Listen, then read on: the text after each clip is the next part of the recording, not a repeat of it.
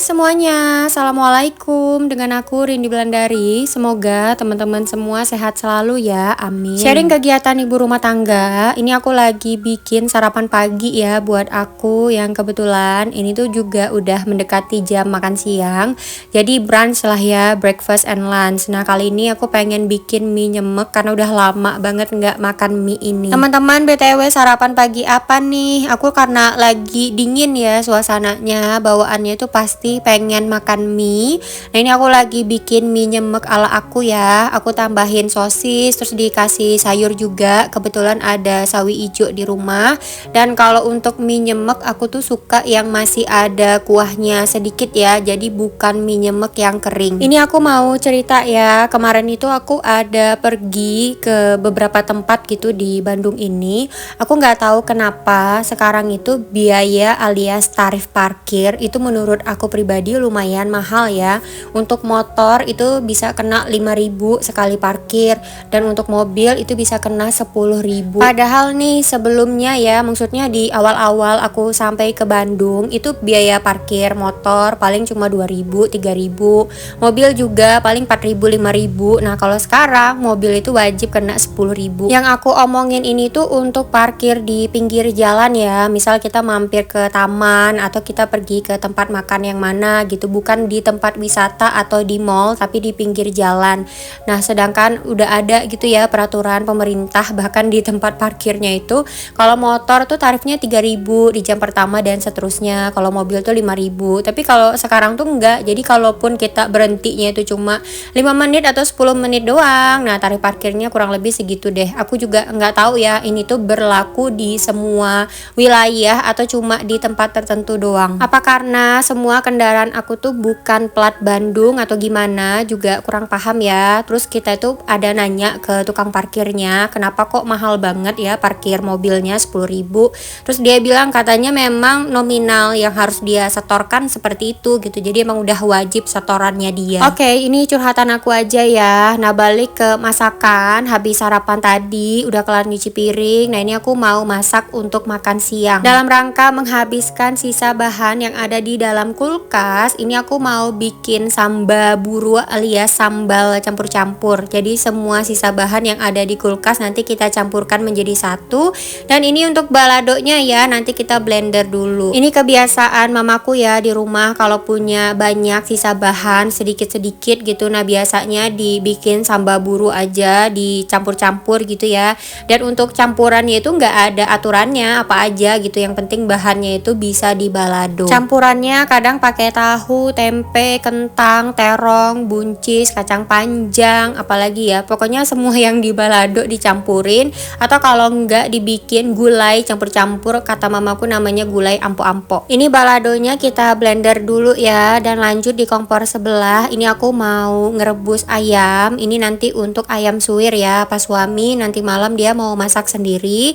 Jadi aku rebusin dulu ayamnya, dan nanti kalau udah dingin disuwir-suwir. Bahan berikutnya ada kentang, ini juga digoreng sampai mateng. Nah nanti bintang utama untuk penyatu semua bahan-bahan campur ini, aku mau pakai ikan teri aja. Stok ikan teriku di kulkas itu lumayan banyak ya, ada 2 toples. Jadi mau aku habisin lah, dicicil. Dan kebetulan yang makan ini tuh cuma aku doang ya, kalau pas suami itu dia nggak terlalu doyan. Kalau sama balado aku tuh nggak ada kata bosen ya, mau tiap hari makan balado juga nggak masalah gitu. Kalau pas suami nggak, paling dia seminggu makannya sekali atau 2 kali doang. Oh iya, ini ikan terinya kita goreng sampai crispy ya. Nah tipsnya supaya si ikan teri crispy, teman-teman harus cuci ikan terinya itu sesaat sebelum digoreng, terus pakai minyak yang panas. Dan kalau misalnya agak susah gitu ya untuk mengering ikan terinya, boleh ditaburin juga pakai sedikit tepung. Ini aku lagi masak balado, dan kayaknya sih warna baladonya nggak terlalu cantik karena cabenya juga aku ngabisin stok yang ada aja di dalam freezer ya.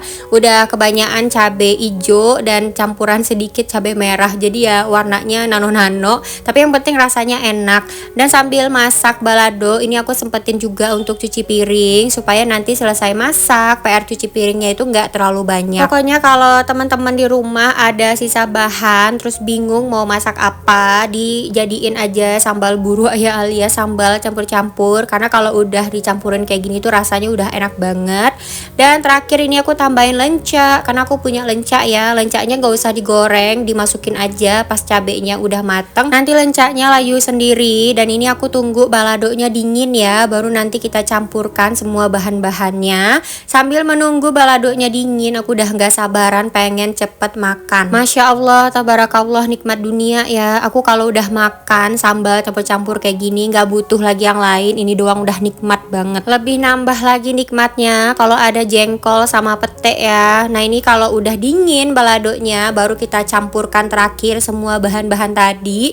Kenapa tunggu dingin? Supaya si ikan terinya itu tetap crispy. Nah kalau kayak gini tuh si ikan terinya tetap bagus ya teksturnya. Pokoknya sambal buruk tuh udah luar biasa. Dan kalau misalnya juga lagi nggak nafsu makan ya, bikin ini aja udahlah jadi obat untuk penambah nafsu makan. Happy banget, alhamdulillah, misi untuk menghabiskan sisa bahan di kulkas udah berhasil. Dan ini tuh menu spesial ya buat aku sendiri.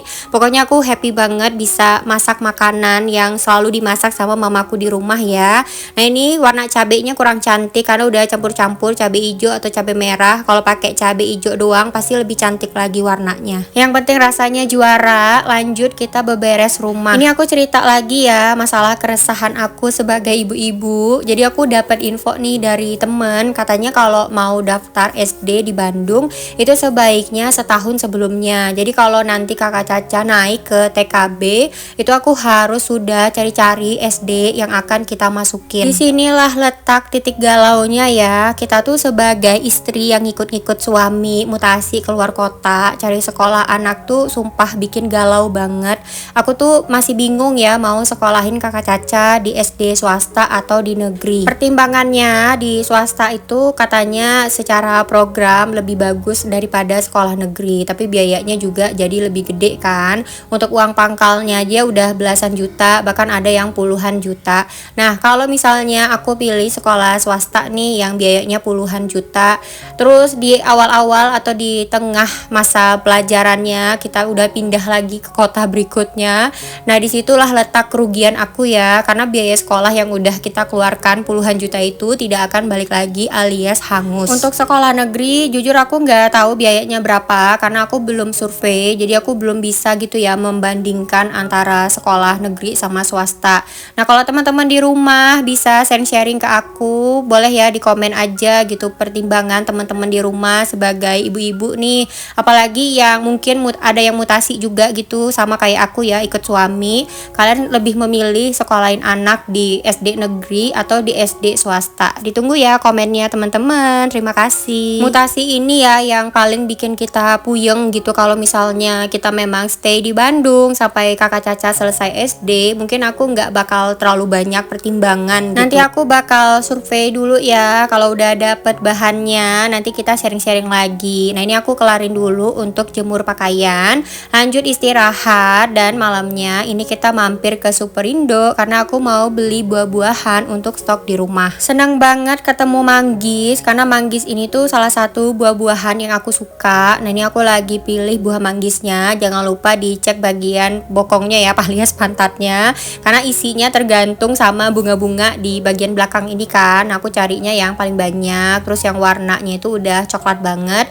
karena aku pengen langsung dimakan. Kadang kalau pilih manggis yang warnanya itu belum coklat banget, itu butuh waktu ya menjelang dia itu bisa dimakan. Nah ini cantik manggisnya, langsung kita bungkus. Aku belinya nggak banyak ya, secukupnya aja buat aku sendiri. Lanjut ini aku ada nemu susu kedelai dan aku tuh pengen nyobain ya buat kakak Caca. Kakak Caca kan dia nggak bisa minum susu sapi. Nah aku cobain nih beli susu kedelai yang rasa coklat. Nanti kita lihat gitu dia bakalan ada reaksi alerginya atau enggak, karena memang sampai sekarang kakak Caca itu nggak minum susu apapun. Makanya aku tuh kayak masih berusaha gitu ya untuk mencari pengganti supaya kakak Caca bisa minum susu. Sebelumnya udah pernah juga aku cobain susu kedelai tapi dianya nggak suka gitu sama rasanya. Makanya ini kita coba lagi lah setelah sekian lama ya. Kali aja kemarin dia nggak mau, nah sekarang dia mau.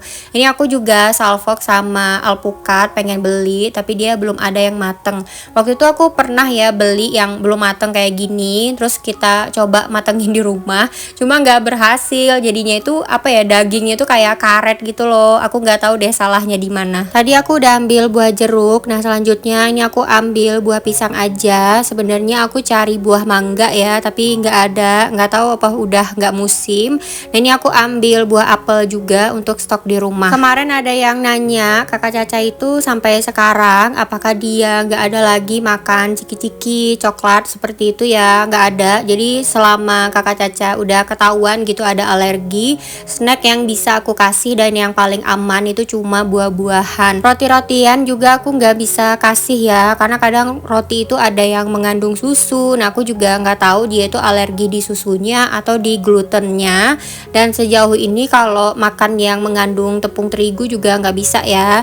Jadi nanti aku tuh pengen beli bihun supaya kakak Caca bisa makan mie, karena kalau dari tepung beras kemarin aku coba sih aman ya. Buat bunda-bunda di rumah yang anaknya mungkin ada alergi, ada baiknya dites satu-satu ya makanannya, karena bisa jadi kalau dikasih dikit doang dia nggak apa-apa, tapi kalau dalam jumlah tertentu bisa jadi alergi.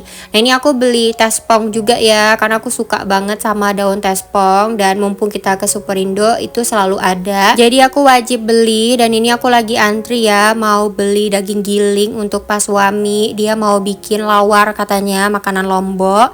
Dan ini beli daging seperempat kilo ya, harganya 40.000 karena harga 1 kilo daging di sini tuh 160.000. Tadi pas aku lagi belanja, kakak Caca itu main ya sama ayahnya dan dia berhasil dapat boneka sebanyak ini, ada 4 ya, makin nambah lagi mainan tasnya. Udah keberatan mainan ya, ada 5 boneka, aku cuma 1. Nah ini aku lagi rayu anaknya, boleh nggak mami minta 1 bonekanya. Katanya dia mau sharing, jadi nanti kita lihat ya di rumah dia mau ngasih aku boneka yang mana. Nah lanjut, ini aku mau beli bihun, mau dicobain ya buat kakak Caca. Aku tuh ada masak bihun sendiri, cuma rasanya beda kan. Kalau bihun yang udah bungkusan kayak gini tuh kayak masih ada rasa-rasa Indomie-nya gitu loh. Jadi itu kakak Caca mungkin lebih suka. Yang jelas nanti kita cobain aja, semoga berhasil. Ini aku ada ketemu juga nasi tutuk oncom, masih penasaran. Sampai sekarang aku belum nyobain ya rasa nasi tutuk oncom. Dan terakhir ini aku beli cemilan dan udah selesai belanjaannya. Cus ya, langsung kita bayar ke kasir. Dan alhamdulillah belanja mingguan alias belanja tambahan udah selesai. Kita pulang ini lewat Podomoro. Makasih ya udah ditemenin kegiatan hari ini. Sampai jumpa lagi di vlog berikutnya. Bye bye.